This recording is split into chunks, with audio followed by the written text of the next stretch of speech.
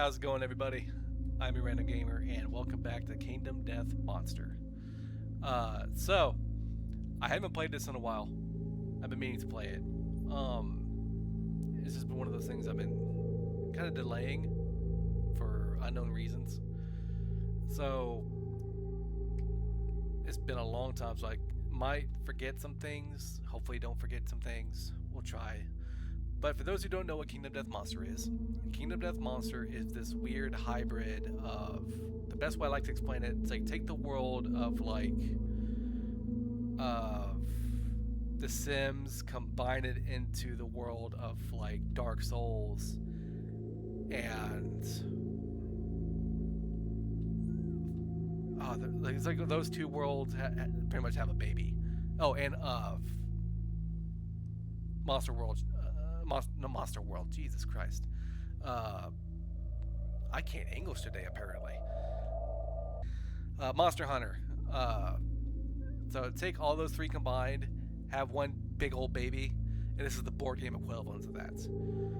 So we go in, I get a band of 4 survivors from my settlement, and go in, try to hunt down a monster, try to kill it, skin its parts, and then bring it back to the settlements and try to make weapons and gear and make innovations out of it. So that's the Kingdom Death. That's Kingdom Death in a nutshell. So today we're going to be fighting the Gorm, which every single monster in this game is a little bit messed up in some way. It's just the way this game is. So this is the Gorm. I have never fought the Gorm before. I own the base game, but Gorm is an expansion, so this will be brand new to me. I think all the monsters I've fought, I know I fought the White Lion and the Screaming Antelope. I have fought the Phoenix once. That turned out horrible. I fought the Butcher, who is one of the Nemesis monsters in this game. So while we're hunting these monsters, the Nemesis monsters are hunting you. So I think we're close to a Nemesis encounter too. So we might get into that this stream. So without further ado, let's go ahead and get started. I do have this up, so it's going to help me keep track of things, because there's a lot to keep track of in this game. So I'm just going to go ahead and start right from whoever is I do have a couple people that have ranged weapons, so I'm going to start with them first. So Liara is going to go first. So I believe Liara has a movement of 5, right? Where's she at? So yeah, she has a movement of 5, has 1 survival, no insanity, which is not a good thing. Or it could be a good thing in case of the Gorm, I don't know. Usually you need brain protection, so that's never a good thing. I can't remember what happened last time. He's the only one with brain. Jesus. That's not good. So let's go ahead and move her 5. Does her bow require her to be in one spot? It is cumbersome. I forgot what cumbersome does. Hold on, I might turn the music down if it gets a little bit too loud. Just let me know, guys. But what does cumbersome do? Hold on. I do have the Wikipedia page for Kingdom Death pulled up, because it's a lot of rules. I must spend both movement and activation to activate cumbersome gear. Okay, so she can't move if I want to attack with her. Got it. Cool. So, with that being said, I'm just going to go ahead and... She's okay where she is. She's right in the back there. She can go ahead and attack. So, she's going to use the catgut bow. I roll 2 dice. I need a 7 or better to hit.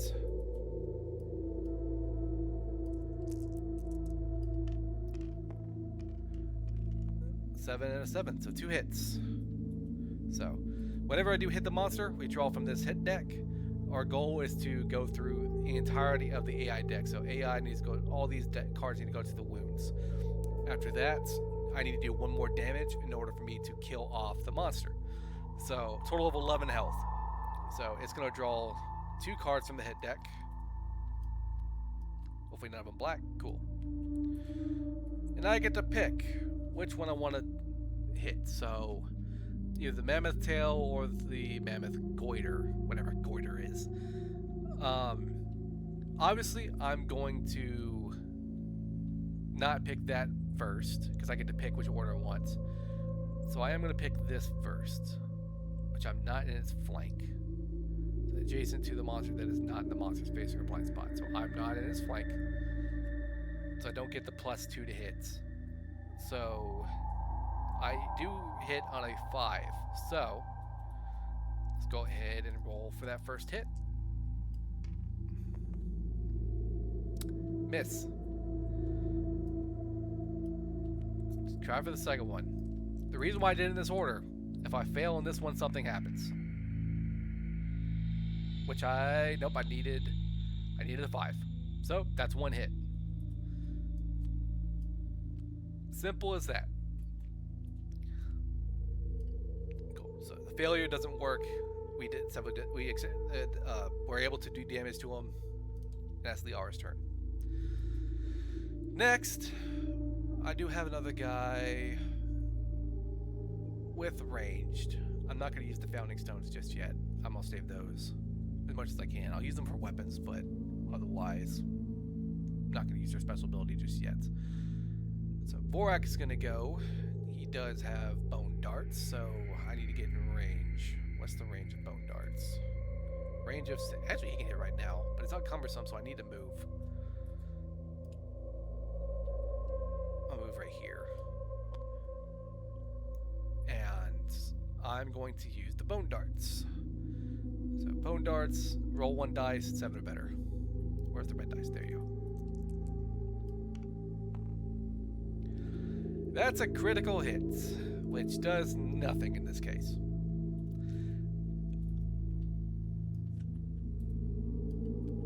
Alright, so there's no fail. If I attack from the Gorm's flank, gain 2 strength when attempting to wound this location. Okay, I'm starting to understand what to do with the Gorm. I need to get in his flank. Okay. So, bone darts. 4 or better. Does he have 4 strength? Hold on, where's red? There's no way I hit on a 4 or more. How does it get 4 strength? Oh, because 3. Okay, that's why. Okay. Jesus. There's a good chance he is going to hit. With this. That is something. Okay, hold on. That's a crit. Already rolling crits. That's really good. Wasn't that a crit to hit, too? So I roll 2 10s in a row? The attacker gains the Mammoth Hunting Fighting Arts. Oh, great. The Gorm is enraged, gains +1 damage. Joy. So, usually they do really good things, but in this case, that was really bad. Mammoth Hunting Fighting Art. Okay, so let's find the Fighting Arts real quick. There we go.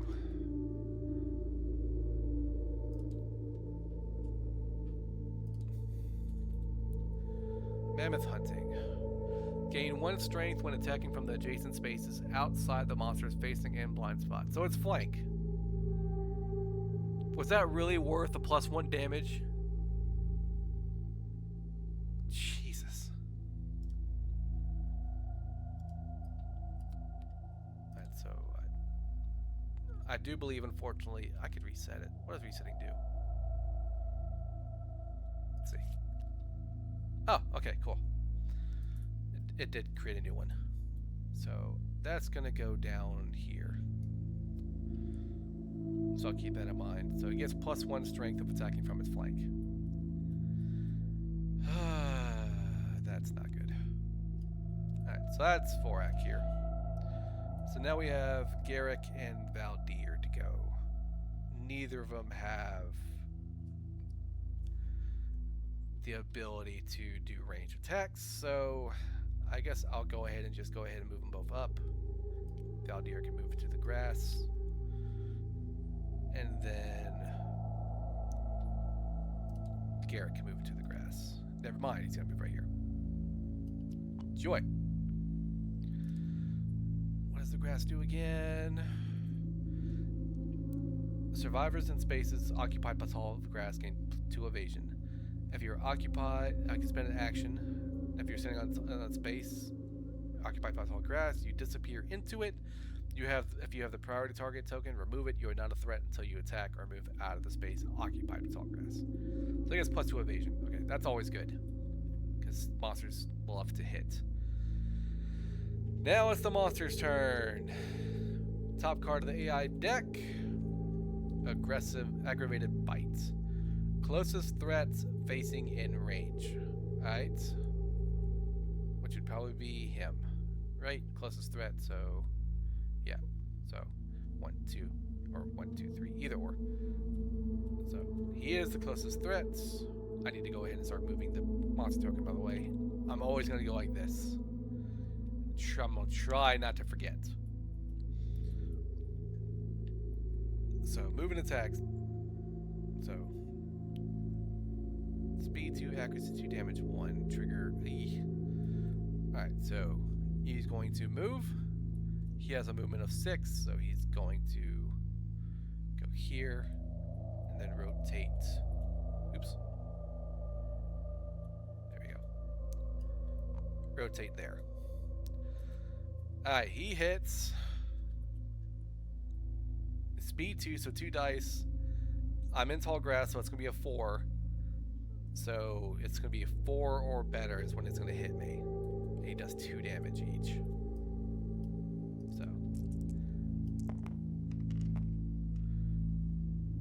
So one of them hit. Where does it hit? Where's his dice? Take 2 damage to the body. Where's white? There he is. And that'll be a light wound. Okay, that's fine. Oh, and after damage, actually I could just dodge that. I should have survival, right? Yeah. I'm gonna dodge that.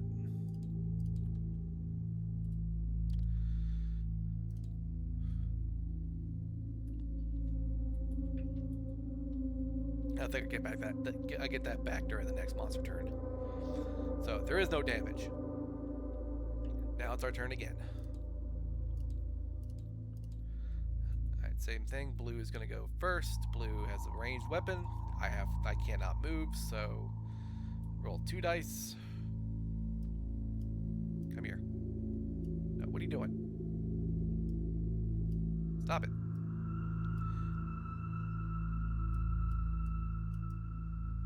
Thank you. Jeez. Grab the dice. Thank you. Blue, fist, cat bow, 7 or better.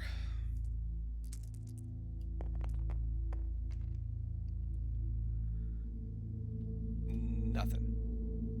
You know, you would think, as big as these monsters are, that they should be easy to hit. But they're not. Alright. Now, white can actually do something now. I mean, I can get into a flank. Is he cumbersome for the axe? The axe cumbersome? No, it's just frail. Alright. Just gonna have my ranged guys do their thing first. Would it be better to use the founding stone? Yeah, it would. Let's do that instead. So, I am currently in his flank. I am not in his blind spot. I'm not in front of it. I'm beside it, though. So, let's keep that in mind for its attacks. So, founding stone, 7 or better, 2 dice.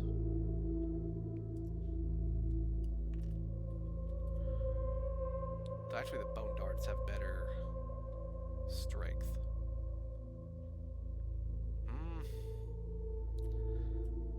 Yeah, I'll do the bone darts. Just because better strength.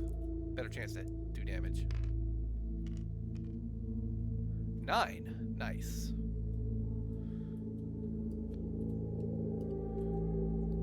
Alright, F it. Eek. Alright, so I have to be careful. If I wound it, if I don't crit, it's going to do this. So, let's see. Do I wound? I need a 4 or better. I do. So it is going to move 2 spaces back.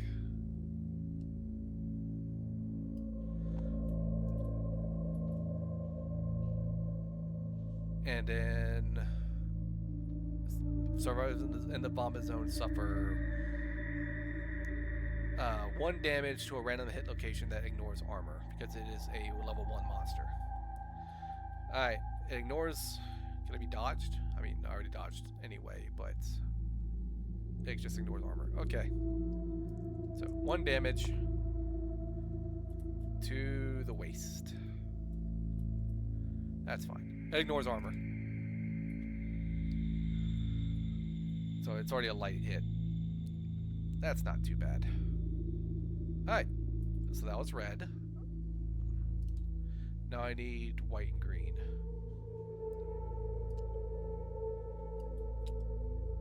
Can he get adjacent to him without being in front of him? He could, but... Could green then... No, green would have to get in front of him. That's fine. He hits harder. So I'm going to do white. So I'm going to attack with the bone axe. 2 dice, 6 or better.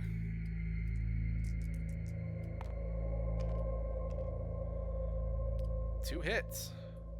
Awesome. Oh, this goes away.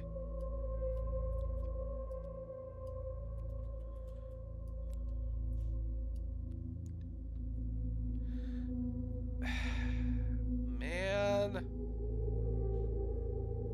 Damn it. Full move the Gorm towards the attacker. If the monster ends movement adjacent to the attacker, the Gorm headbutts them with its enormous skull as its lure dances frantically on top of his head. Attacker suffers damage equal to the head location. 1 damage to the head. Jesus. Turn the monster to face the most survivors. Each survivor the monster is facing is knocked down and suffers 1 brain damage. That's stupid.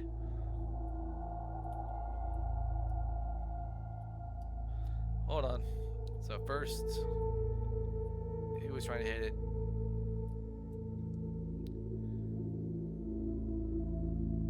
Full move the Gorm towards its attacker.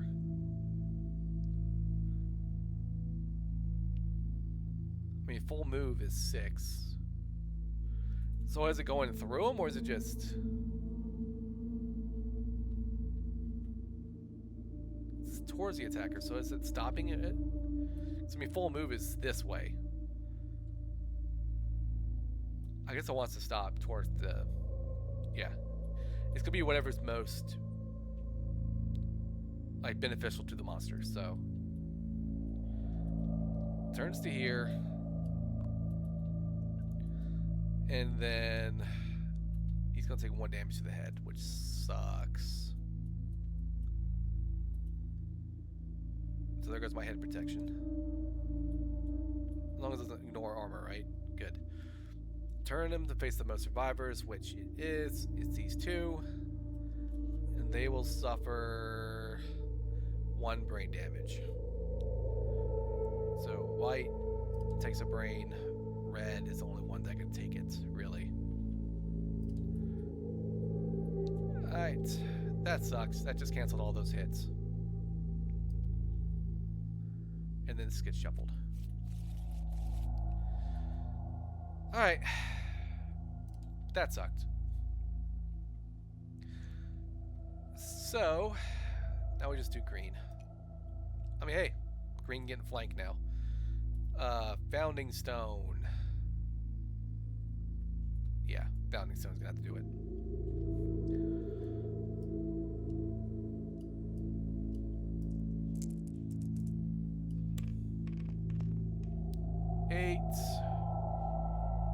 And a 5.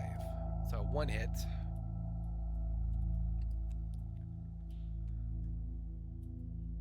Alright, doesn't get a bonus for being flanked. So it's going to be 1 dice, and it's going to be 7 or better. No. That's fine. It doesn't get his wound effect. still not fine because I didn't do anything to him, so. Alright. AI deck, what you got for me? Infrasonic Roar. All targets. Roll 1d10 for each target on a result of 3+. The target suffers 1 brain damage and 1 damage to the head. God! Alright, so everybody's getting hit. So red first. Damn. So 1 damage to the head, 1 brain. Green.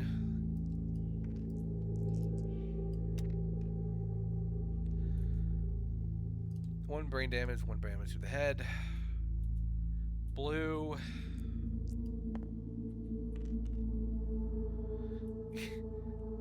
One brain damage, 1 damage to the head. White.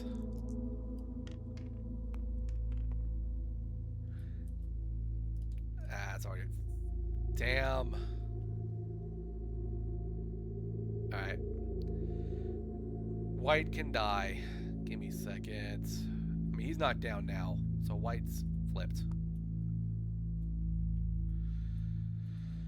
Alright, I got the brain. Brain trauma.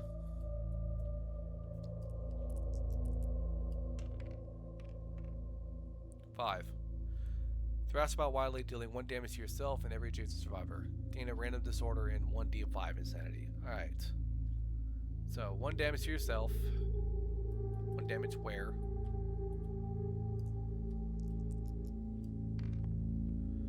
To the foot. And then 1 damage to every adjacent, so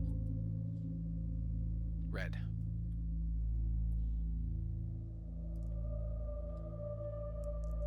Red, where you get to the legs. Alright, that's sucks. So he does get 1d5 insanity, so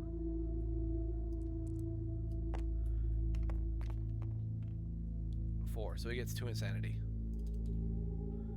And then a random disorder.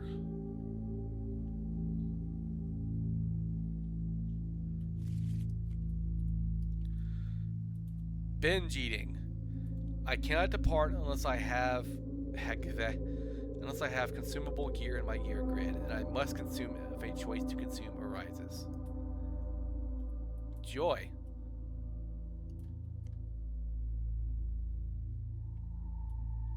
Alright, don't have to worry about that decision. What does his bad thing do? Oh, oops. So he needed to. Wonder when I got that. I'm assuming I got that as I was trying to hunt the Gorm. Otherwise, I was not supposed to have that. And then him, he has a shattered jaw. Can't consume, can't encourage. Okay. I'll keep those in mind. So with that being said, where's the random disorders? 25, reset, 28. There was actually 2 in there that I should have. That's okay. Ouch. Alright, and then full move the Gorm towards the furthest threat. Furthest? Great. Which would be 1. It's going to be the most beneficial for him, so.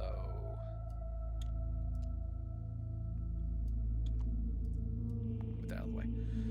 Alright, which means they get hit too. I think they take 1 damage each. Right? Because they're in the way. Let me double check real quick. What's it called?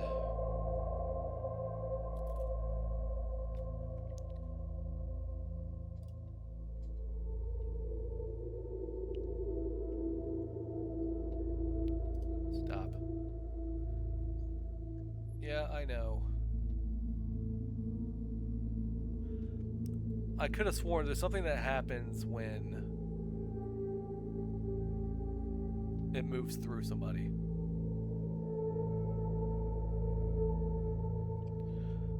I just can't remember the rule.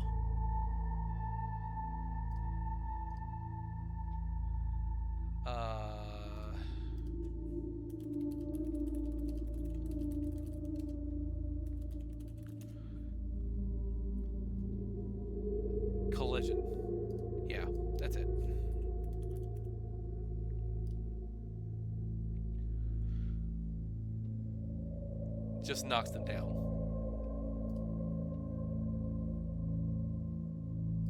Alright.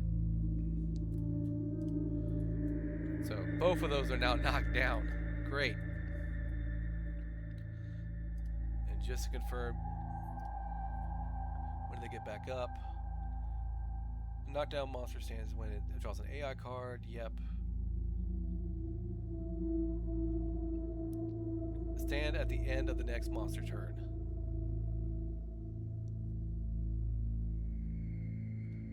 Alright. Sorry, I just had to look up some rulings. Right, we can continue. So the end of the next monster turn. So end of next turn. So not this one. Alright. Now she's a little scary. Because he's right there on her. So everybody's turn. I don't have encourage, do I? I do have encourage. So I'm gonna use green to do encourage. I'm gonna spend 1 survival. No, she gets dodge again. And I'm gonna stand white up.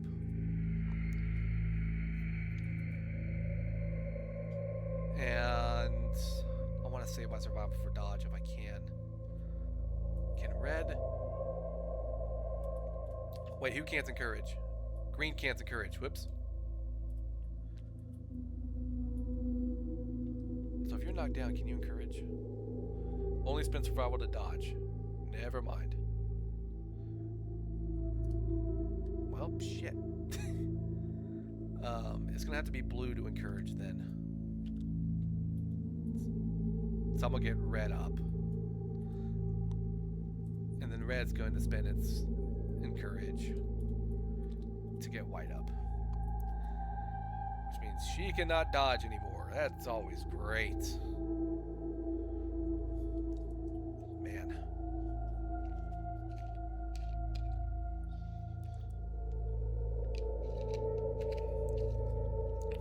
Alright, now that I've done all that.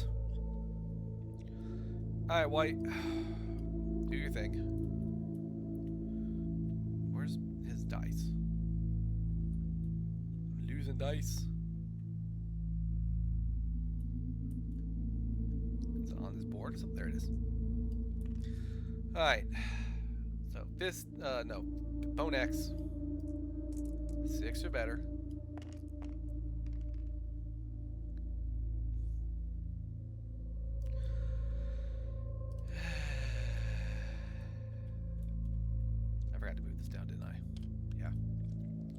Not that it mattered. Great. She needs to get in the grass. I'm gonna not move her. I'm not gonna attack this turn. I'll move her in the grass. She needs the evasion. Cool. So I guess red will go next. And again, he's gonna bone dart. 7 better. 9. Alright, so still not getting those cards that make it so I can flank. But that's fine. He just sees a 4.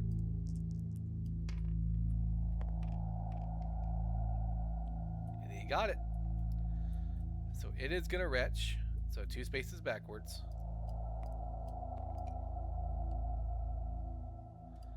And thankfully there's nothing in front of it, so that ability does not work. It's only taken 4 damage, man. Alright, so now it's just green. You can't... Yeah, you can do something. You can go right here and get in front of it. Which is never really a good thing, but, oh well. Fist and tooth. That was a terrible roll. I'm more satisfied with that. That's a 9. Okay. That's a 6. Which fist and tooth need an 8. So nothing really happened on my turn besides 1 damage. Great. Don't you love that? Eat and run. Great. Random threat facing in range. So that's facing. Well, it says random threat facing in range. That's technically facing too. They're all three technically facing. Right? Or is it just these? No, I think facing's anywhere between that line. So on a 1 through 5, it's green. On a 6 through 10, it's red. Alright, green. Move and attack. So speed 2, accuracy 2, damage is going to be 3. So speed 2. That was a terrible roll. There we go. Of course they both hit. This green doesn't have any evasion at all. No. Great. Oh, does any of them have it? White does. I haven't been taking that into account. White's been getting hits. So, Jesus. Damage 3. So, something's going to get hit. How much survival you have, green? You're dodging one of them. It's going to suck.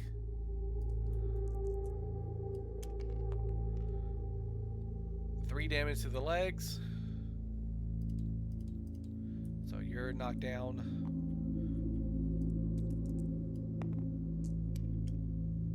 3 damage to the arms. I'm gonna dodge that. Ouch.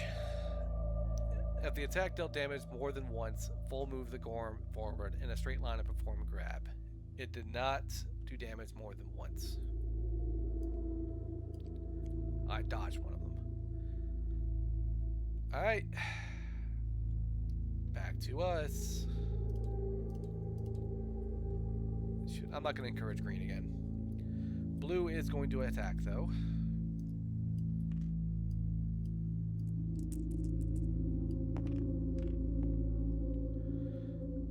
Nine and 5, and I needed a 7 or better. So, 1 hit. Not this. No. Discard. Super dense. Great. Is it frail by chance? I don't think it is. No. I didn't even check the range on it. Yeah, it's good. 1, 2, 3, 4, 5, 6. It's that space. Yeah, it hits him right here. I didn't even check that. So I have to crit, or it does nothing.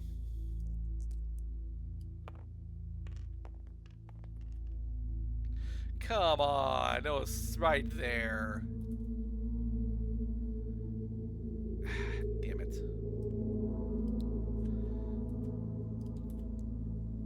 This is getting a little bit harder than I thought it was going to be. Alright, white. Attack with your axe. 7 or better. So 1 and a 7. 1 will be fine with me. Oh, don't fail. Great. So, alright, 5 or better.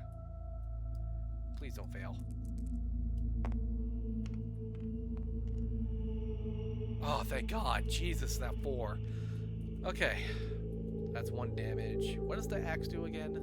I think of it crits, right? Yeah. Once per attack by critical wound, which it did not. Because I needed a 10. Slowly getting there. I think that's half, right? Yeah, that's already halfway done. Crazy, that's half. I'm already really hurt. Red is gonna move over to the side again, and I'm gonna attack with the bone darts. Why are your dice way the hell over there? Oh no. There you go. 7 with the bone darts. That's a hit. If you attack from the flank, gain 2 strength. I am attacking from the flank. So I need a 2 or better.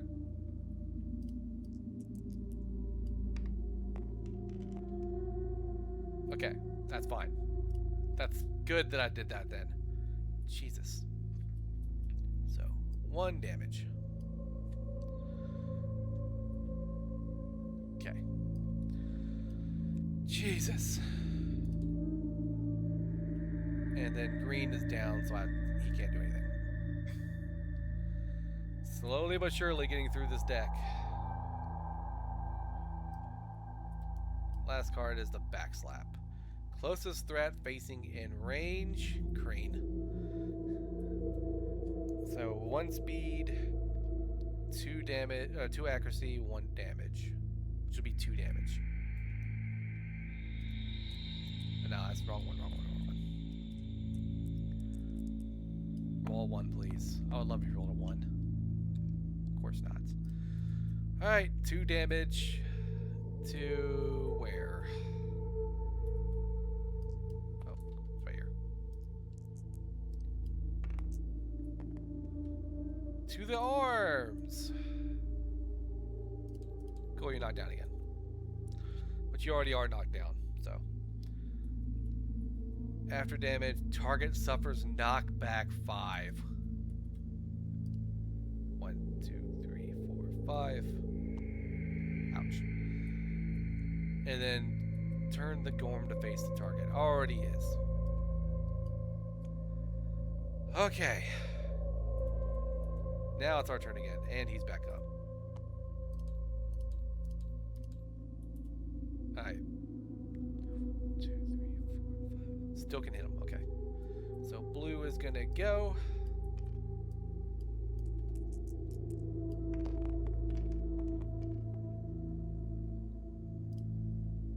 That's a 2, that's 7, so I need to think a 7 or better, right? Yeah, 7 or better. I am not in the target's flank, so it's going to be a normal attack. I need a 5 or better. That doesn't count.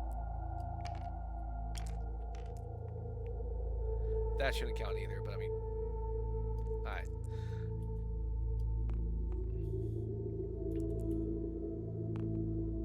There you go. I don't want a pitiful roll. I don't want it to collide with anything. I mean, either way, if it collides, one of them was a 5, which would have hit anyway. So, that's another damage.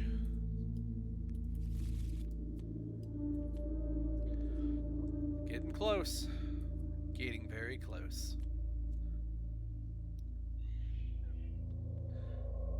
Alright, with that, that's going to be blue.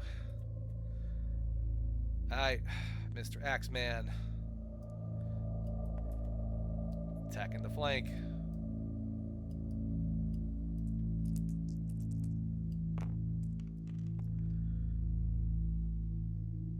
That's a 5, okay. That's barely on there. Which... that was not a hit. At all. Cool. Can green move up and attack? Sure can. I don't want to spend my founding stones just yet. I would need to do 2 more damage. And if I did, then I could just instantly kill him. But I'm not going to do that just yet. So, founding stone. I'm right in front of him. 2 dice, 7 or better. 1 hit. I can't fail. Joy. Alright. 7 or better. Damn. Basic action.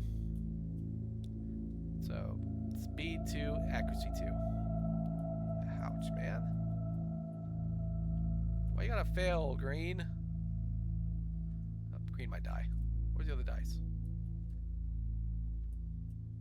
Where is the other black dice? See 1. Blue's dice is way up here. I need a dice reset button. These are the black dice.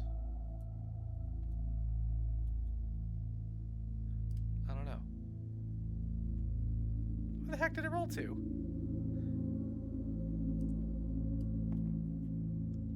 I guess I'll just borrow one from over here. I can always make more, but speed 2, accuracy 2. Of course they both hit. It's gonna hit where?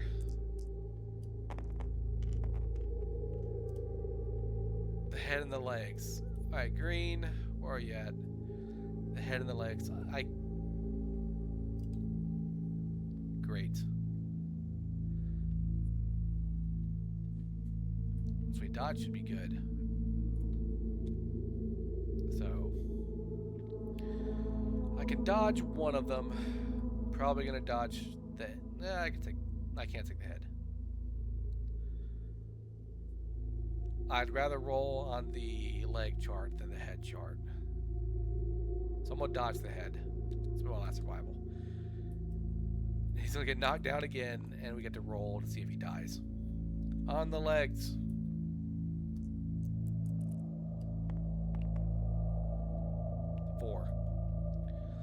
I lost a leg. Suffer -2 permanent movement and can no longer dash. Gain 1 bleed. Alright, so do I have a bunch of bleed tokens around somewhere?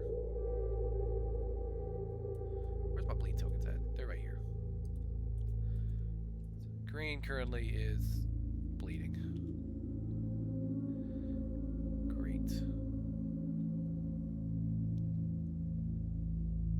And, oh yeah, -2 movements. Can't dash anymore, which I don't think I had dash anyway. Joy. Where is... Hold on, where is it? Severe injuries. Okay.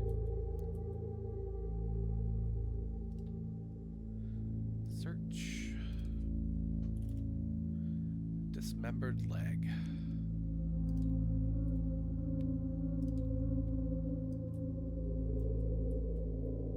That's on green. Green's all messed up, man. Garrick's all messed up. Jesus. He ain't hunting much after this, is he? But he's still alive. So that was green's turn. Had to fail, man. Jesus. Red. Boric.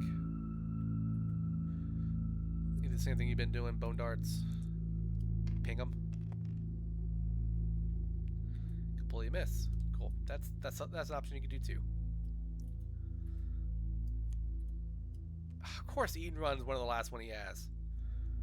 Ah. Random threat facing in range. Green.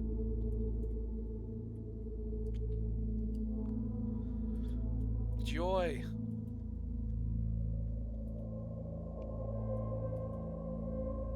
So speed 2, accuracy 2, damage 3. Is he just gonna kill green off? Are we about to lose green? About to lose Garrick?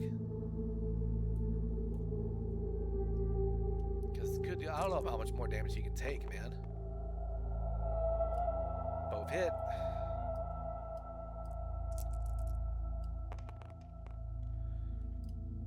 On the body, so 3 damage on the body and the arms.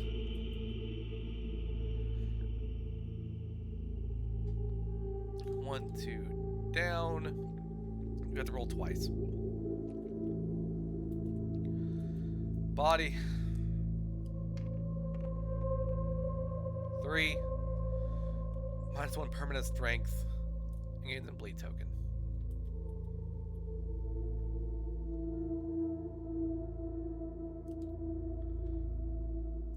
Another bleed token.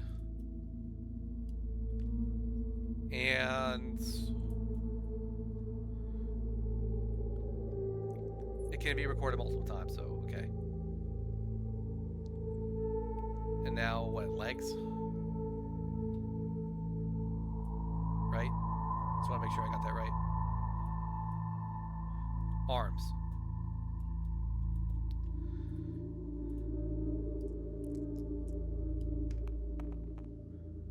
Four. Dismembered. His poor guy!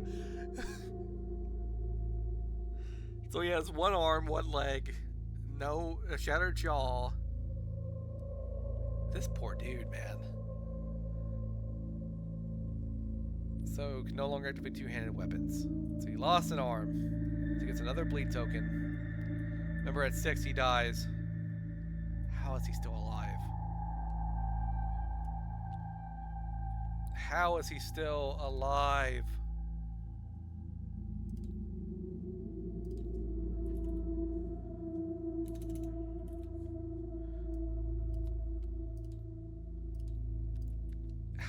How is this dude still alive, man?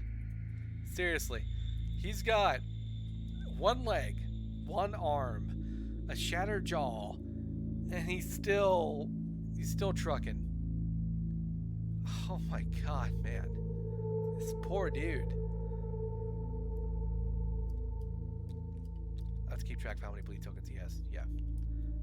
So, that's another bleed token. I'm surprised he's not dead. I am so surprised he's not dead. Jesus. And he definitely dealt damage more than once. Full move the Gorm. Oh. Forward in a straight line and perform a grab. Oh my god, how is this guy? So 1, 2, 3, 4, 5, 6. Gotta take him with him. Suffer 1 damage to a random hit location. You can't take any more damage. That was kind of aggressive throw. To the arms! Stop. Give me this dice. Damn it. Got it for a second. There it goes. You can't take any more damage to the arms. This poor dude. This poor dude. 6. The only arm he has left will never be the same. Suffer 1 permanent accuracy. This injury is permanent, and he gets another bleed token. Alright, so that's 5. This dude. He's never hunting again. He's never hunting again. How is he alive? This dude. He's gonna come back to the settlement just scarred. Alright. Well, I think he got knocked down on the... No, he got knocked down on my turn, so he's actually back up. Somehow. Well, he's sitting up. Jesus. Alright, blue is gonna attack with the bow. This poor dude, man. Hits once. Alright, failure, so she can't miss. Do I even have I don't even have an arrow for that. Damn. I'd be using that at this point. 5 or more. Actually, no, I needed a 7 or more, didn't I? To hit. Okay, no, I didn't hit. Let's just ignore that. Oops. So she actually missed. She needed a 7, she only rolled a 5. White, hit with the axe, man. Come on. We need a 6 or yeah, 6 or better. 1 hit. This is gonna be the 1 hit. Don't mess up. I need a 5 or better. Oh, thank God. Once per attack. If I critically wound, I cause 1 additional wound. And does something happen with the crit? It's -1 accuracy. Okay, so that's 2 hits. So that's both of these. Thank God I needed that. So he has 2 life left. Unfortunately, that's the last attack. Which means Green's gonna get it. Green, move your ass out of the way. Just move. Red is gonna attack the flank with Founding Stone. Can I have this dice, please? Please. Thank you. Yeah, 2 dice, 8 or better. Nothing. Alright, well, we know what's coming. Eat and run. So, random threat facing in range. Closest threat in field of view, which would be probably white. Great. So, speed 2, accuracy 3.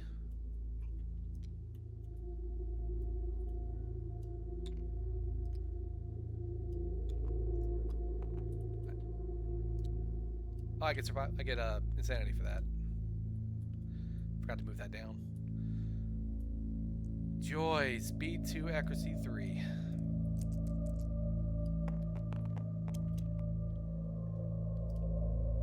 One hit. That's better. Does white have any survival? Yes. Just dodge it. I'm dodging that.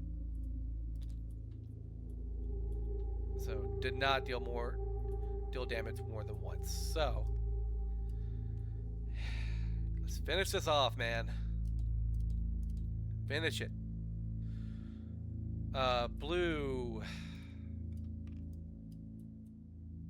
Actually, I could use both my Founding Stones at this point. Probably should be doing that.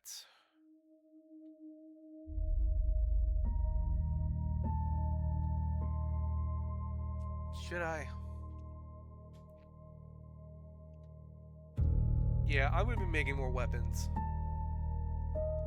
So I definitely need to pop both my Founding Stones. So let's go ahead and do that. So white's going to pop the Founding Stone, which is going to be a guaranteed hit. Just make sure I remember what it says.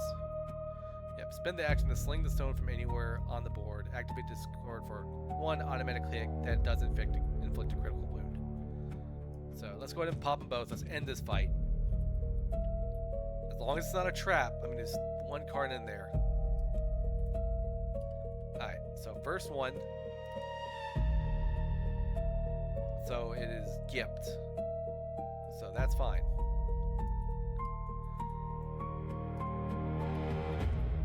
And then I have to get rid of the Founding Stone for him.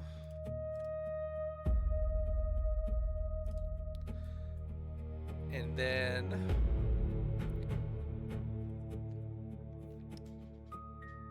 it'll be green. Green has the last Founding Stone.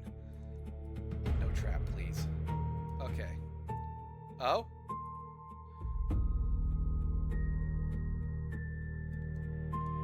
The Gorm's writhing bulb lays on its ground, pulsing gently even as his body lays lifeless beside it. Wait. That's it, right? Hit location? Interesting. Okay. So... is that supposed to be in there? I don't know. Nominate a survivor to retrieve the bulb. Gain the pure bulb Gorm resource. The survivor's face and hands are sprayed by the bulb's caustic juices. They suffer the blind severe injury, but the exhilarating toxin impedes them with +1 permanent speed. Alright, who's gonna be blind? Should I make it green? What does blind do?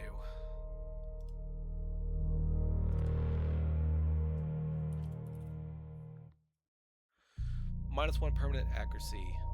Survivor with 2 blind. Yeesh. Alright, so pretty much one of these guys are going blind. I could make it green just to be funny. But +1 speed is nice. So, a little bit harder to hit.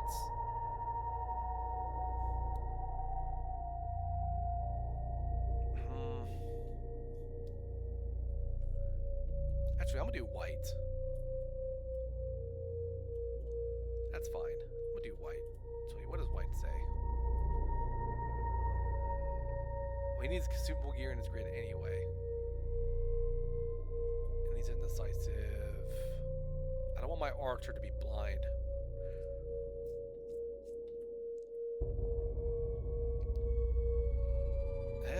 It could be red.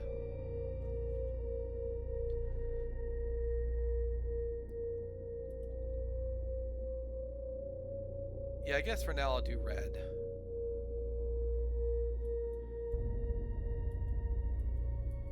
So, first off, let's go ahead and get the pure bulb Gorm resource.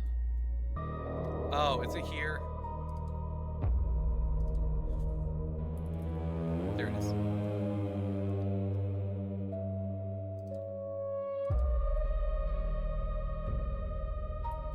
Oh, oops.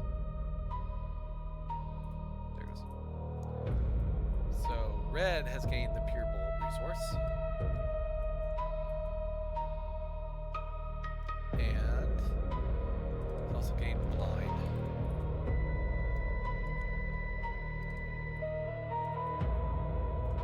That's weird how that's a hit location.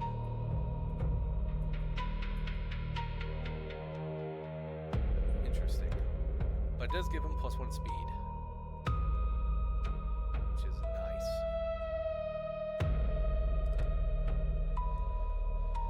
Alright. Sorry, I had to do a bit of research there.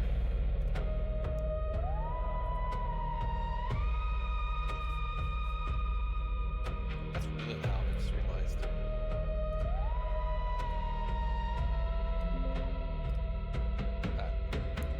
Now, it is the end of the fight. So, what do we get for beating a level 1 showdown? So, 1 hunt XP. That triggers that. This is her first hunt. That'll trigger green. That'll trigger red. We'll get to that in a second. Give me 1 weapon proficiency if eligible. Oh, hold on. I guess I have to do this first. So, age. Yep. So, I can now do a weapon proficiency. So, red, I'm actually going to do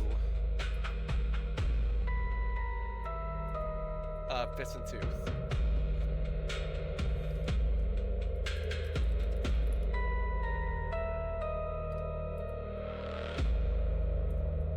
Who else got it? White. I'm going to do axe.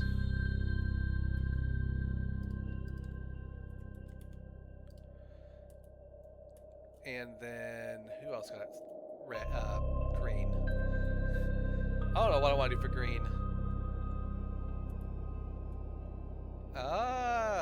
What would be funnier? I don't know. He can only use one-handed weapons. So,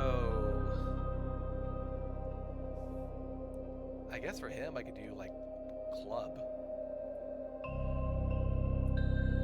I'll do club for him. I don't think he's gonna go out hunting anymore, but alright. So I think that's all that happens for the age. Oh no, rolling table below. Okay. So let's do white first.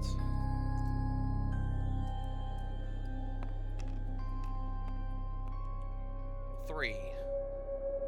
Gain 1 permanent strength. Nice.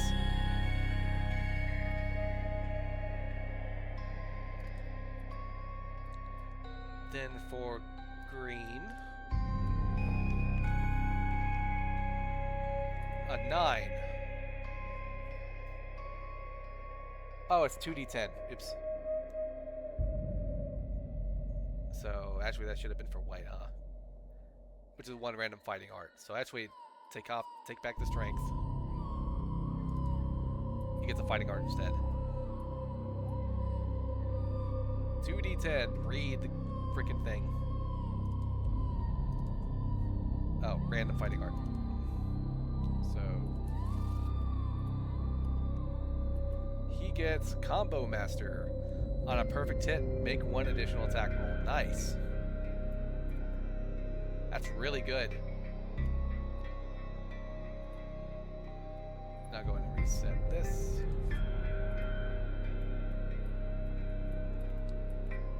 Where was my age at? There you go. That's why there's 2 dice over here. Alright, so now white did his thing, so now it's going to be green and red. So green. What do you get, green? What does age do to you? 12. A random fighting art.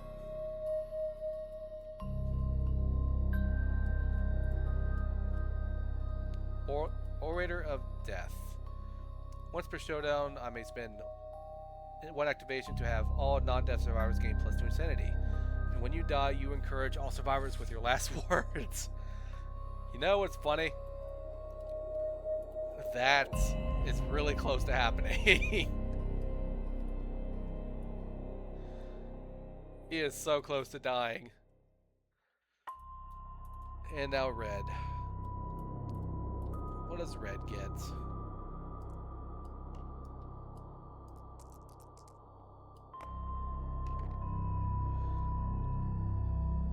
Oh, so 10. Okay. Another random fighting art.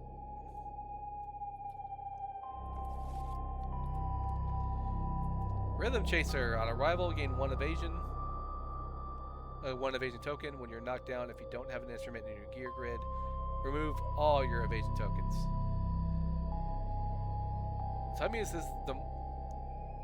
No, I think the tokens go away, don't they? Alright, that's fine. Which means he's going to be easier to... I never did this after I started... Oops.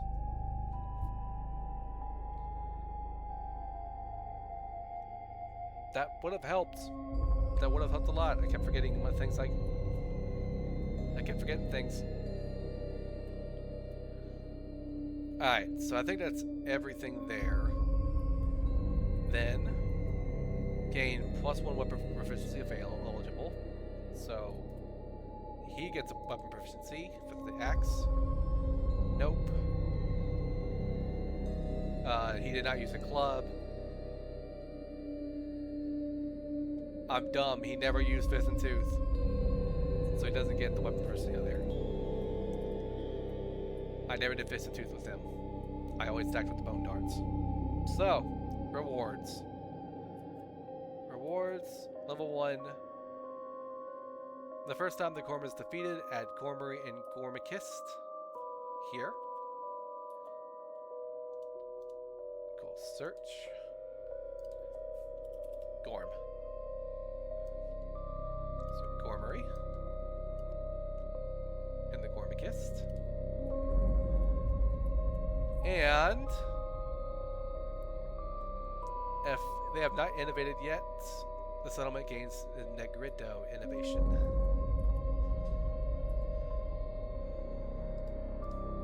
Ah! Stop it. Thank you.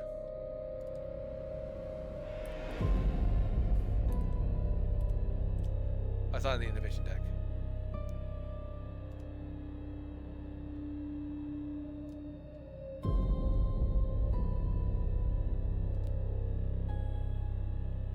What is this?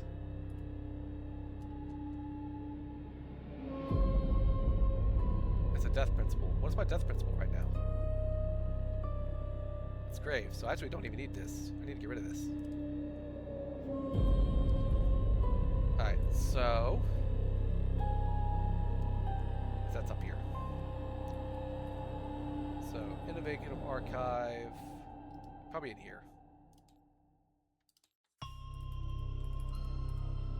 What was it? Sorry. Negredo.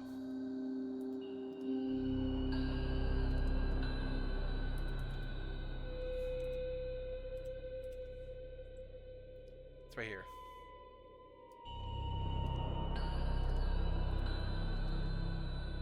Alright. So, science, Gorm key. Survival limit +1. Nope, sorry. Nice. And then I can do an innovation once this lantern year. I can roll a d10. I can either get an exile or reshaping, spend 3 bones, gain 1 dense bone, or lose a bone. And then add the Negredo consequences to the innovation deck.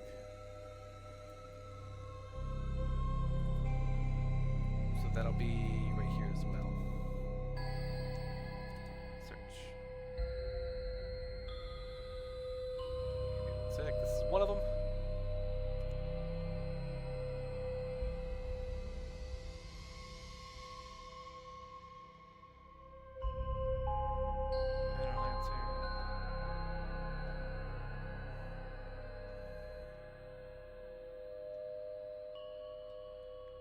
Just want to make sure I get them all.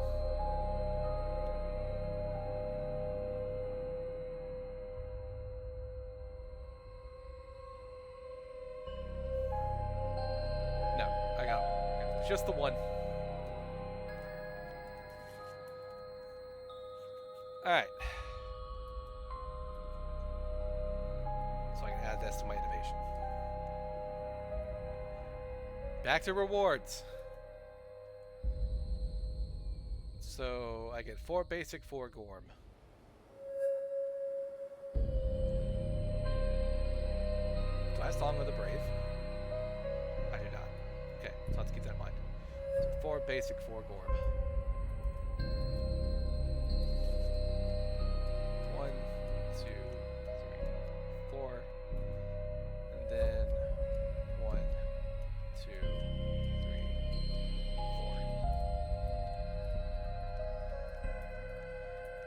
Alright, this is all that I get. So I gained basically 2 wilds. I get the ability to do intimacy. And a hide. That's nice. It's basically bone, hide, organ. So that's almost everything. It's wild. Hide, organ, organ. Alright, so let's move everything here. We'll clean up. We'll move on to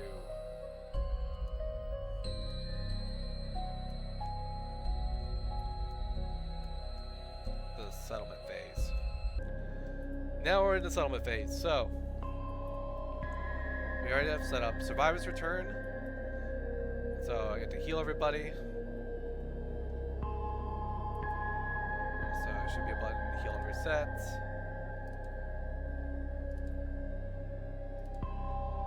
Remove all tokens. So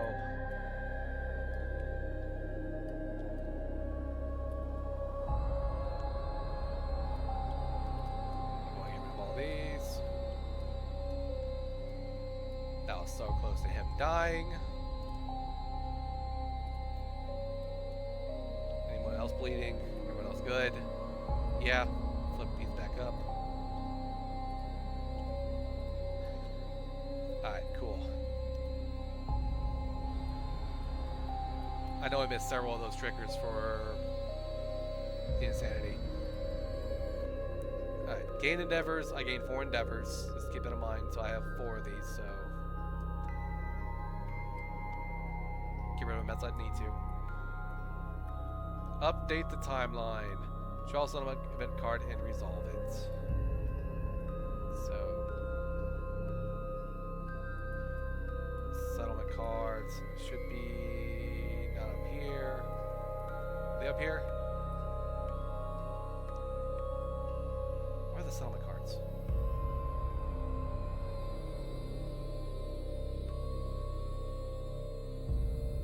Here it is. Okay. So remember, I'm playing a little bit there's one card that I always avoid in this game, and that's the one that's like murder. It's the most unfair card in this game. So I always skip it if I draw it. So let's keep that in mind.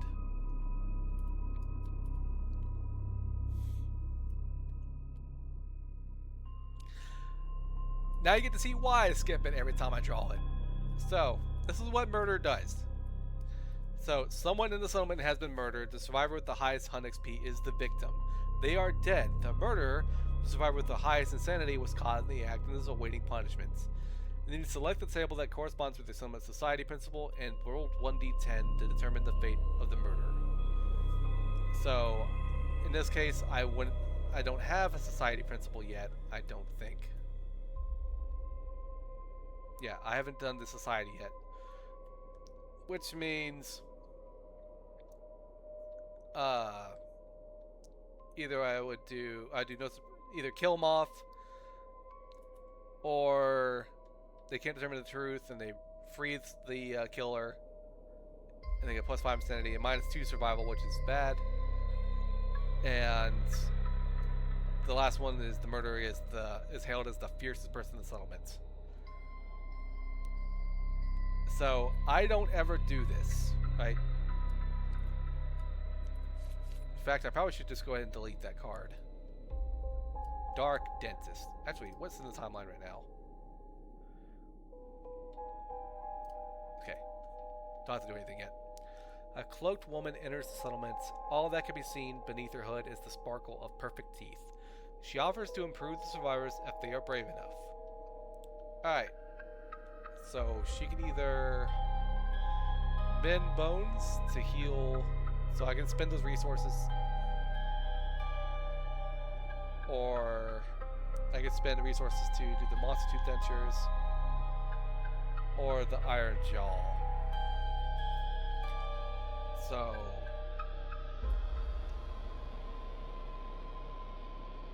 God.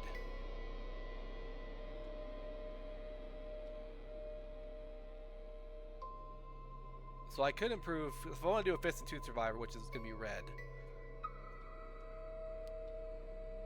Honestly, having both of those are really great. I don't know if I have the ability, so either 2 iron or... What do I have?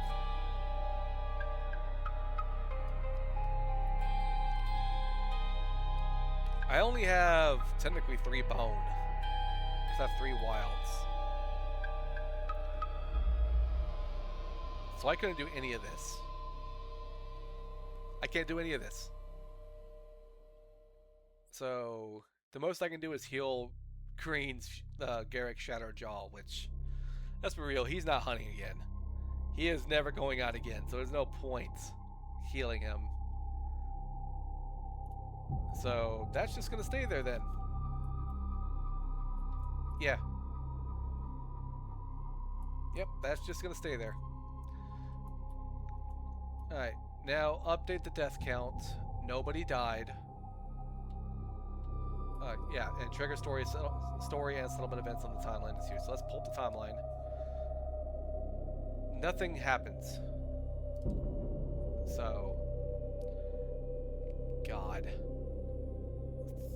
Basically, all I've hunted is I've hunted the lion and I've hunted the Gorm. So, with that being said, check milestones. From this step on, trigger any milestone story events where the conditions are satisfied. Okay.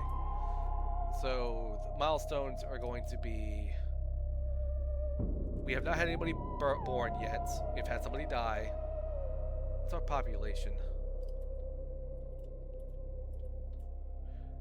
We have 9 living survivors. So, can't do population yet. And do we have 5 innovations? We're at 4.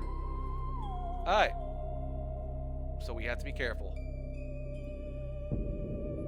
I could do one of everything and draw from the innovation deck. I usually always draw from the innovation deck, because that's his ability. So wound, organ, and hide, and endeavor. That's always good to innovate. So let me go ahead and do that. Also, hold on. You're gone. I can't with you anymore. So what I will do is... Let's back to settlement. Cool. He's out. So what I'll instead...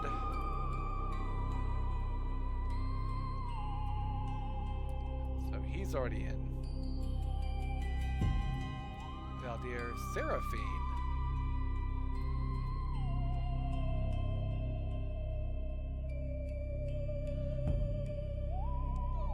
All of that, man, just Jesus. So, Lyra has nothing. Lyra's already out, right?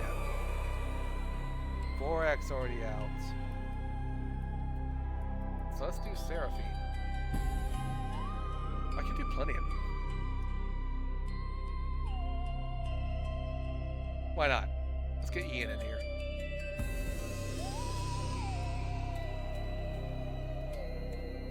Oh wait, he already had something messed up with him. I didn't even realize that. All your gear is noisy and he's always a threat. No, that's fine. So we need to get him some stuff anyway. So...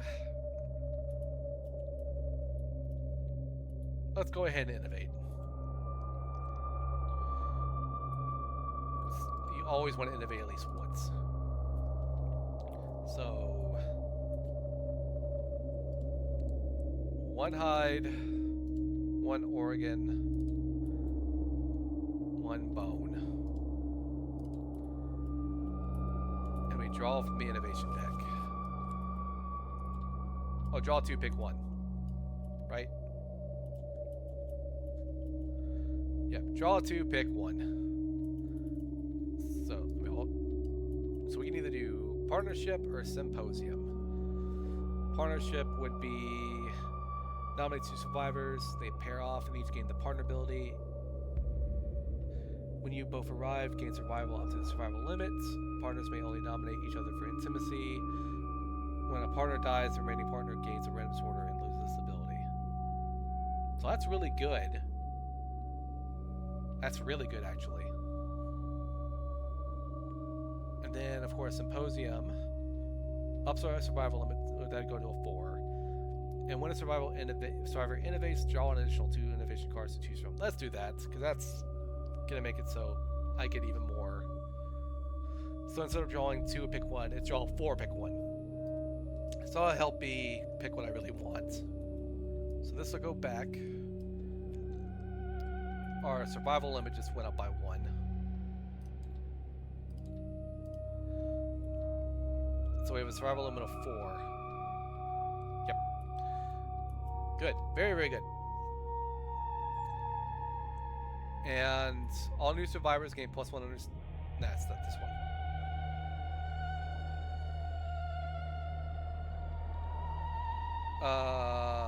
It's Symposium Consequence. Okay. So look through this deck, grab anything that's Symposium. So no, no, no, no. Oh, there's one.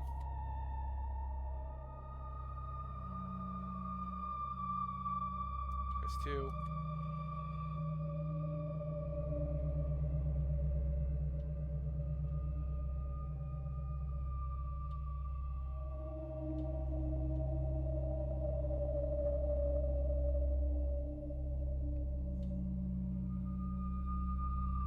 It's just those 2? Alright, that's fine.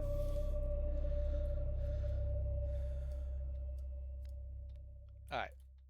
That gets added here.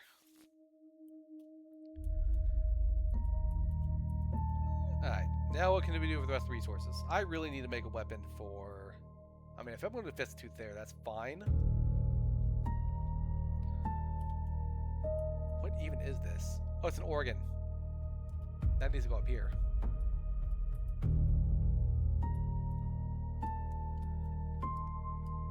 So that's just scrap. So what can I do with the Gorm resources? I can make consumables.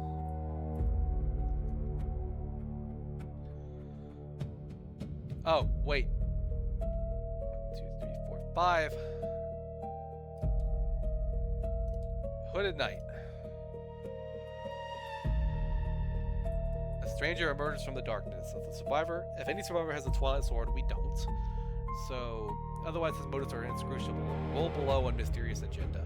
Alright, so roll 1d10. That's a bad roll.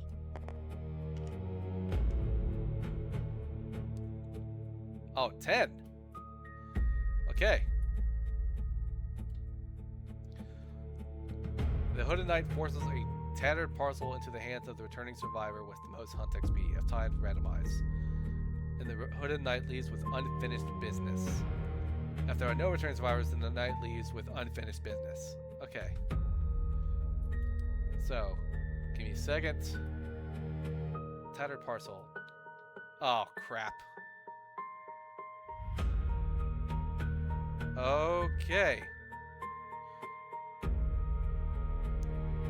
Do I have records? I don't think I have records. No.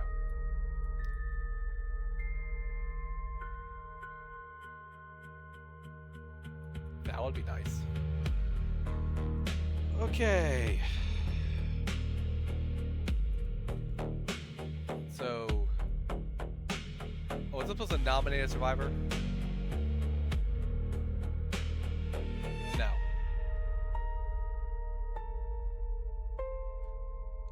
Returning the survivor with the most hunt XP. Okay, hold on. So it's either going to be red or white. I guess I can do white.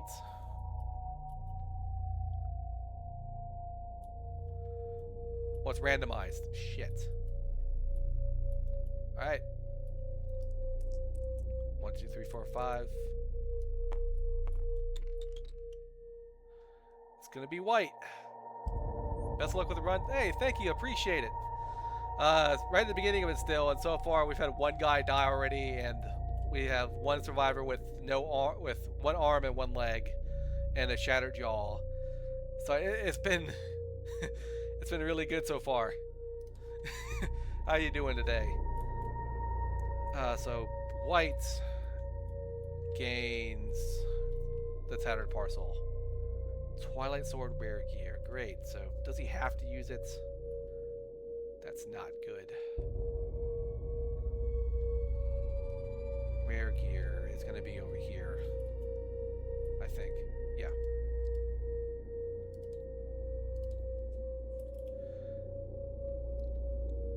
Slow, cursed, cumbersome, sentient, irreplaceable. Gains devastating 2 when fighting the Watcher. Its accuracy is 9 minus the Twilight Sword proficiency level.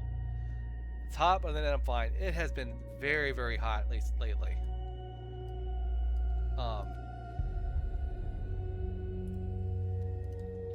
So white gains the stupid Twilight Sword. Whoever white is, there he is. Alright, so it is slow. So I do believe slow means I can't move and attack at the same time. Why is that cumbersome? What is slow? Hold on, I gotta look some things up. I both love and hate this sword. Always has an attack speed of 1. Okay, so no matter what, always has an attack speed of 1. Immortal, how's it going? Welcome. Welcome to the stream, guys. Sentient. I gotta remember all those things that this stupid sword does. Okay, in order for you to use it, the survivor must be insane. I know it's irreplaceable, which means if he dies, this gets archived. Cumbersome means I can't move and attack at the same time. Cursed, I think cursed means he has to stay. It has to stay with him. Yeah.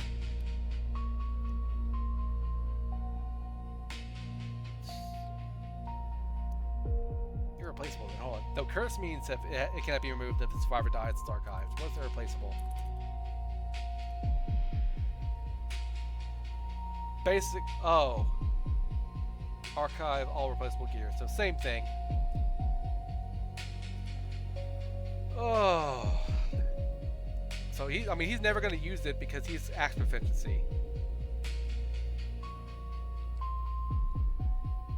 God, that sucks. His parents going to stick with him, and he can't use it anyway. I think it's two-handed, right? Yeah, it's two-handed. No, he can use it. Joy. What else does he get? Sorry, I know I keep going back and forth. The parcel contains the Blue Lantern and Dormant Twilight Cloak rare gear. Add these to settlement storage. So, okay. So Blue Lantern, and Dormant Twilight Cloak. Doesn't that mean he's going to eventually become the Stranger, I think? That's what it's supposed to mean.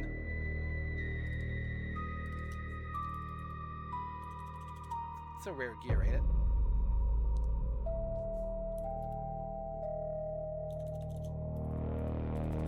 Hold on.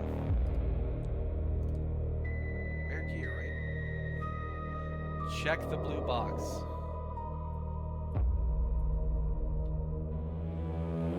Blue Lantern and Dormant Twilight Cloak. Below the rare gear.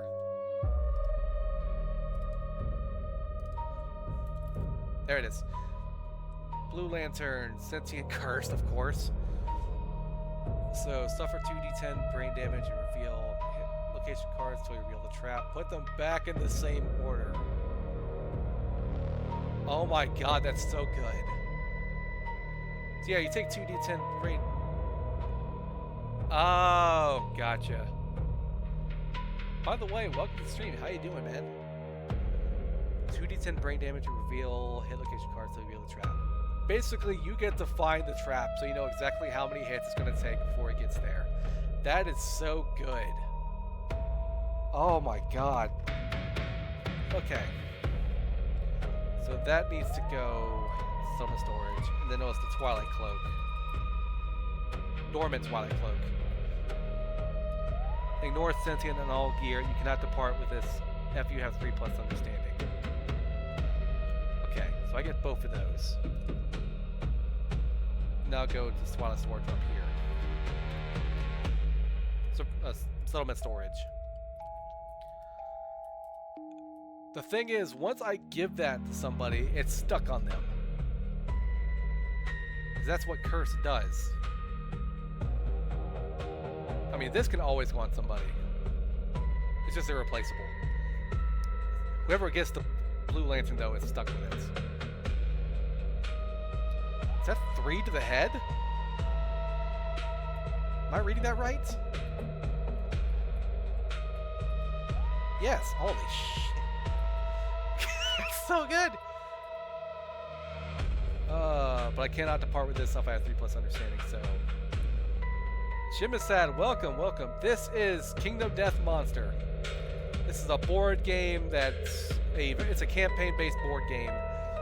The best way I can describe this game to people is if you took, and I think I said at the beginning of the stream, if you took The Sims, combine it with Monster Hunter, and combine it with the world of Dark Souls, and they all made a big old baby together. This is kind of what that is.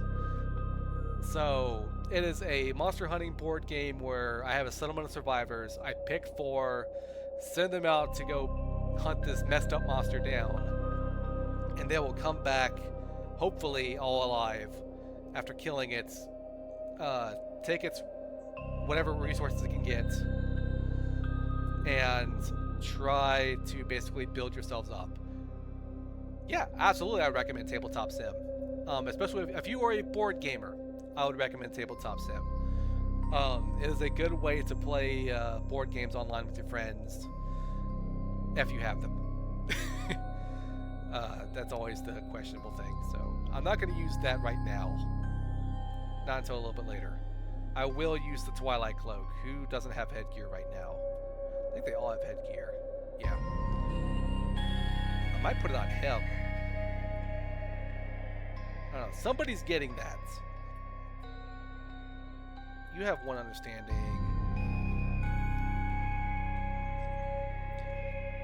Oh, would I recommend it? On Tabletop Sim? Absolutely. So here's the weird thing about Kingdom Death. And this is why I'm hesitant to recommend it to people. If you know someone who owns Kingdom Death, or you have a way to play it online like Tabletop Sim, right? Absolutely, I'd recommend it.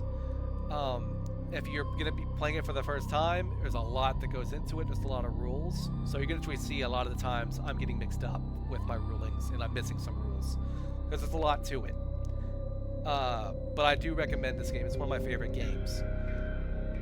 If you're playing it in person, again, if you know somebody that has it, I highly recommend playing it.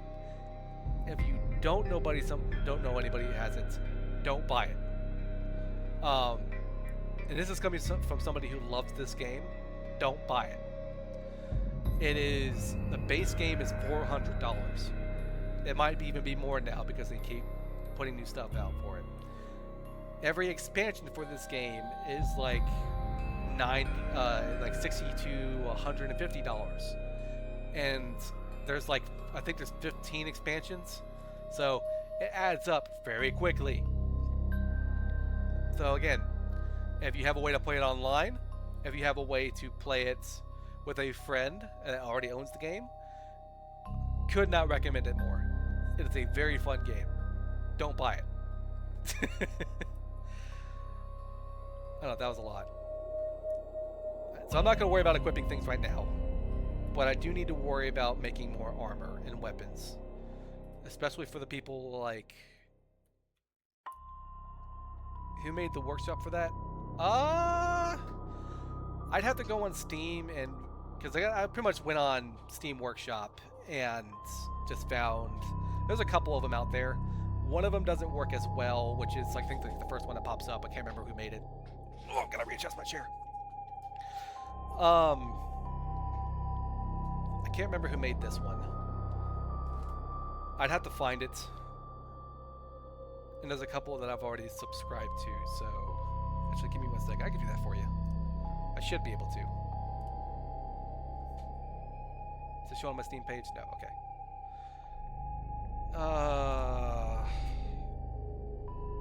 It'll be for Kingdom Death. So the one I am playing right now, I think is this one, which is Scripted V2. I think this is the one I'm doing now. It looks like it. I could be wrong, and I apologize if I'm wrong already, but it is Kingdom Death Monster Scripted V2. And this is... It's not the newest edition. So keep that in mind as well. I think it's 1.4. Which is, I think, 2 behind. So keep that in mind. So it's not the newest edition. So some of the rulings are a little bit out of date. And some of the spelling in this is also out of date. Yeah, absolutely. Glad to do it. Alright. I'm getting sidetracked. Where was I? I was gonna make... I'm using the Kingdom Death Monster 1... The version 1.6 fork from Mr. Slack and Farbod from the Steam Workshop. Yeah, that's one of them as well. I don't know if that's the one I'm playing. There's a lot of them out there, so there's a lot of good ones. Get one that's scripted, get one that'll do 90% of the work for you, because just from somebody who's played this in person, there's a lot of setup that goes into this. There's a lot of cleanup that goes into this. It's a massive game. So going from phase to phase, you definitely want a way to have that scripted and doing it for you. This is one of those, like these buttons will help me out here. What do I even have left? What's the playtime for it? So, and I'm sure I'm going to get corrected. This game is a campaign-based game, and it goes based off lantern years. Each lantern year is roughly 1 hour. That's hunting the monster down, that's the showdown, and that's the settlement phase. Roughly an hour, right? Obviously, I'm streaming it, I'm kind of going over things, so it's going up a little bit longer for me. But it's roughly an hour each. And if you can open up the timeline, you can tell It was quite a few years. This is the finale of the game for me. It's going to be Lantern Year 30. So, 30 hours. Now, of course, being a tabletop sim, you can save. In the real life board game, you can save. So, keep that in mind. It is not recommended to do more than 2 or 3 years at a time. Obviously, if you want to, go for it, right? But it's a very long game. It's a campaign. Yeah, earlier game is faster compared to later in the game due to less choices and less resources initially. Yes, absolutely. I'm already, like, you can already tell, like, I'm like, what do I do? What do I do? What do I do? Even though I don't have much, because I keep getting sidetracked and I have ADD. So right now I have 2 organs and 2 wilds. So I could make some resources. I don't have any of those, actually. So, well, the only thing I have on here, what's the Gorm resource I have? I do have the pure bulb and the mammoth hand, so keep that in mind. So, I have a mammoth hand and 2 bone. I don't have 2 bone now. So I can't make the knuckle shield. Honestly, I can't make too much. I might just save everything. I can make dense bone, but yeah. So what I should probably do now... Oh, I almost forgot. Because I'm going to forget. I forgot to do the last thing. Where was this stupid... There it is. I forgot to do this. So, I need to do... unfinished business. Add Hooded Knight to the timeline 4 years from now. So, let me scroll back up to where I am. So, 1, 2, 3, 4. Can I just do Hooded Knight? Yeah. There we go. So 4 years from now, so in Lantern Year 7, the Phoenix Feather and the Hooded Knight at the same time. Okay. Now I think I'm fully done with that. And I think I am going to do what I said I'm going to do, which is save the rest of my resources and go to the next phase. So I'm not going to develop anymore, but I could. I'm dumb. Oh my god. I had way more organs. So I do have the love juice.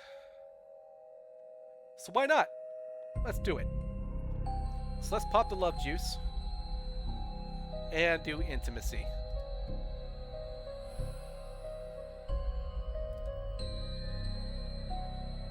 And that should be somewhere up here. Can I not search through this? I know there's got to be a quick way to do this.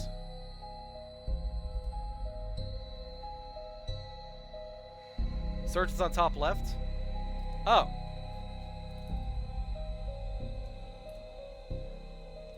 Thank you, thank you, thank you. Oh, game is blocked. Stupid dice. Here we go. Thank you, buddy. So, I've already had one born before, so intimacy. Name one consenting male, one consenting female, and roll on the table below. So we have quite a few males and females. So, let's do Seraphine and Parians here. Why not? Yeah. I'll do that. So roll a d10. This can go either really well or this could go really bad. As in the most cases with this game. 4. But it looks like an 8. Oh well. So a new survivor is brought into the kicking and screaming into the world. The child's eyes are free with the ink that stay in the founder's faces. Settlement gains +1 population. Alright, so we get a new survivor. So now we are at 10. So, there we go. This is not first birth, I don't think. It is first birth. Oh my god, the stupid dice.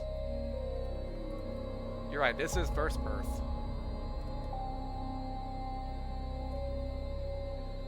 I thought I already had born a survivor before. Alright. The group must decide how to raise their young. Alright, you know what? How many people are in chat right now? I think this will be fun. No idea how many people are actually looking. So, what should we do, guys? Should we raise without mercy? Or should we raise with affection? I think, in my personal experience, every time I've played this game, I have always done with affection, but that's just because, again, that is how I've always seen things. But, I don't know, we can do something fun. Try without mercy. So we can either do protect the young or survival of the fittest. What should we do?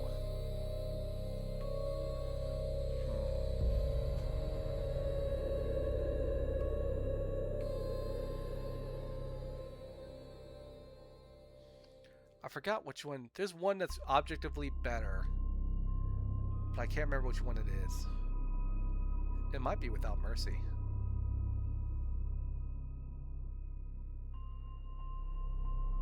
I don't know.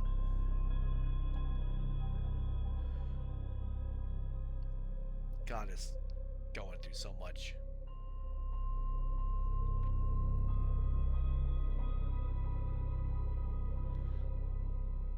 Alright, I'll wait a little bit. I guess I'm gonna do it with affection.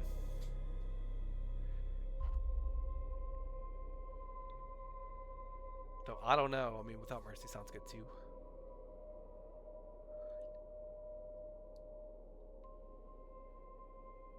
You know what? Heck with it. Let's do it. Survival of the fittest. Both have pros and cons. Yeah, they do. Let's do without mercy. I have never done without mercy before. So, survival of the fittest.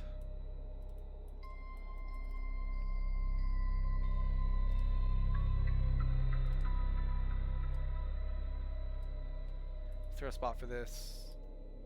Let's leave it up here for now. Depends on how min-max you want, but yeah, everyone's a little game for some players, so I usually let them choose and try. Yeah, that's true. So survival limit goes up again.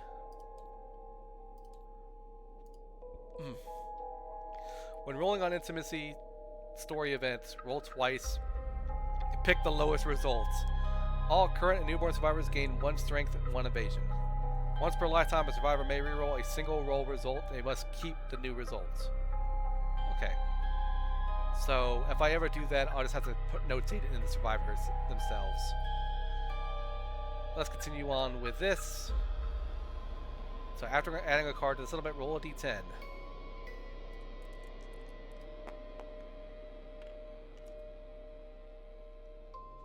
Five! Settlement gathers around the newborn, and all never have they seen something so precious and meaningful. The parents each gain +2 survival and +1 permanent evasion. Nice. So, she's already on the board. So, +2 survival, +1 permanent evasion. Then, for a second, let's go ahead and put you up. And then get him out.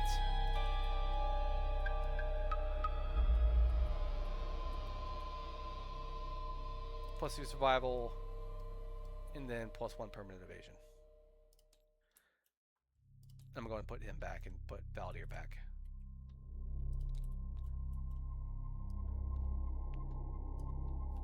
Is there a checkbox?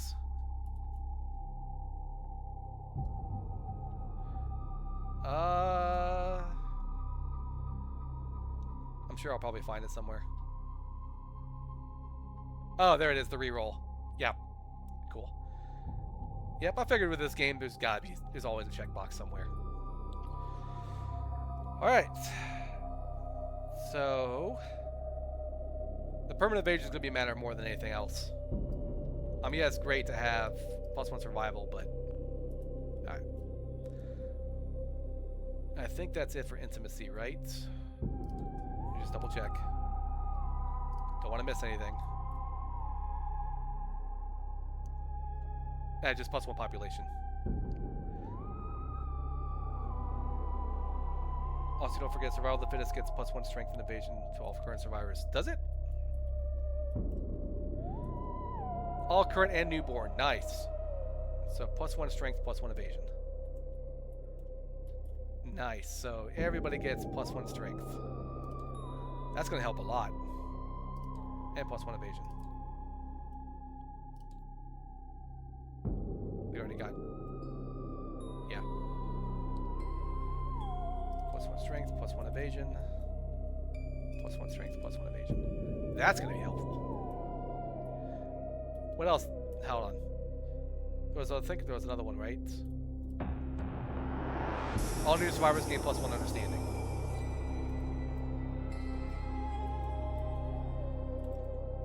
So... Oh, did I? Oops. Okay.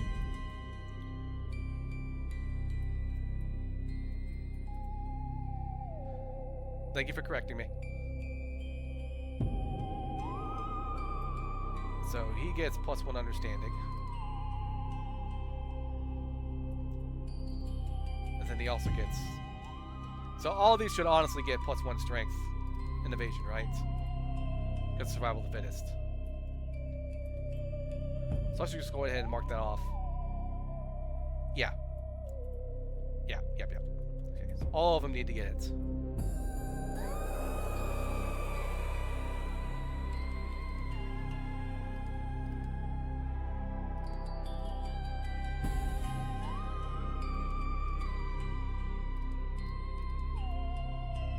Wait, hold on. Almost messed up.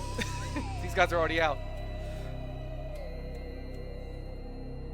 Almost gave them bonuses that they didn't get. Let's not make overpowered characters just yet. Alright. So now I have a lot of organs. Can't really do too much with a lot of organs. I don't think anyway.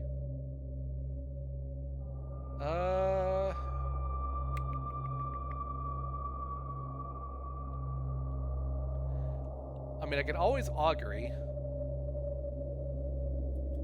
Because I have 3 innovations left. I have 3 endeavors left. I just have a lot of organs. That's all I have. And a random.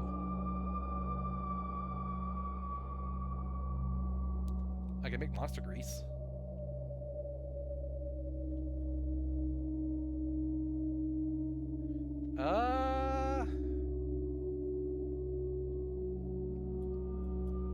Yeah, there's not much more I can do.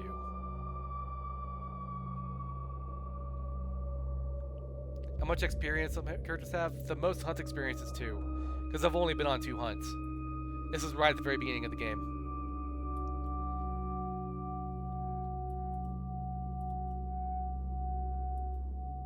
So...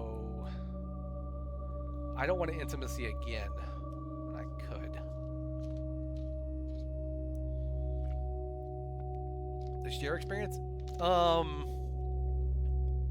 In Lantern Horde. Yeah. So... 2 or more than yourself. Ah, I see what you're saying. So I could do that. So I could spend basically 1 to get... So make it so she already has... So they always start with 1 at least. Yeah. So let's go and do that. I'll spend 1.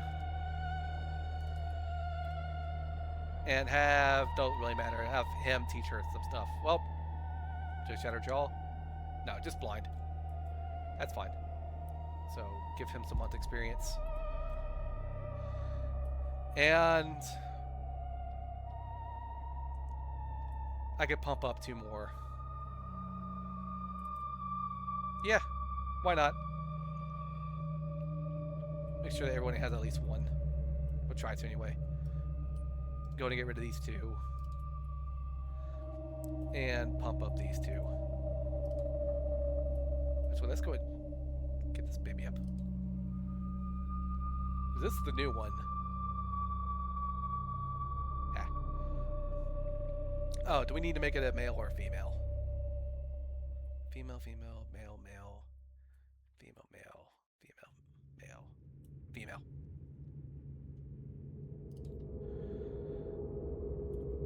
Alright. Now, prepare departing survivors. They're about as prepared as they can be. Actually, no, they're not. Who wants the head piece?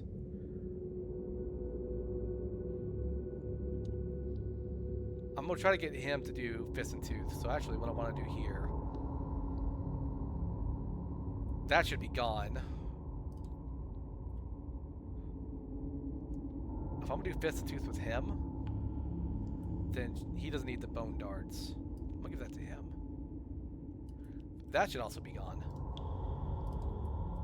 I use them both.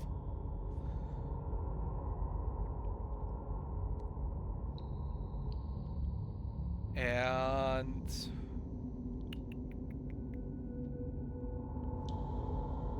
I'll go ahead and give it to him then. So let's go ahead and take this off. Put it in my gear storage. And he can have that. As long as he doesn't have 3 understanding, that's all that matters. Just none.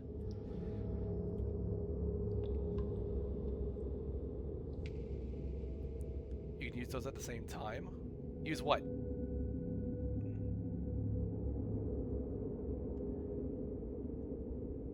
I mean, it still counts toward the head. I think it is armor. I think. Oh, you're right, actually. Oh. You can. God, that makes it even better, doesn't it? So, never mind. You're getting that too. And I could arrange this so I could trigger blue, which, why not? So now I get that. So I can spend the activation if I can't get into range. I appreciate it. Absolutely. Alright. So, that gives him a lot of head armor. That's really good. Fortunately, nowhere else, really. So with that, record and archive resources. I'm not in Special Showdown. Just want to double check. No. Next year I will be. Next year I'll have to deal with the freaking Butcher. Record and archive resources. It's already been done. End settlement phase. Alright. Now we get to pick who we want to hunt again.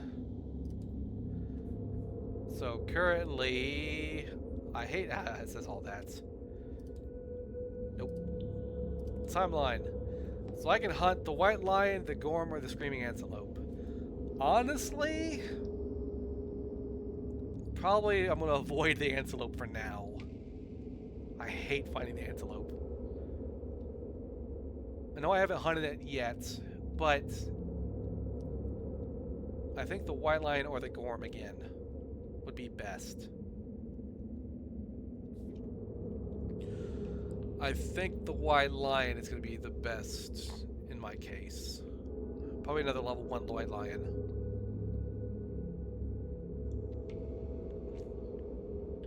Yeah, I think I'm going to do that. Is do another level 1 white lion. So let's go ahead and start with that. So, we shall start the next year. Not the lion god, that's a... Let's do a level 1 white lion again.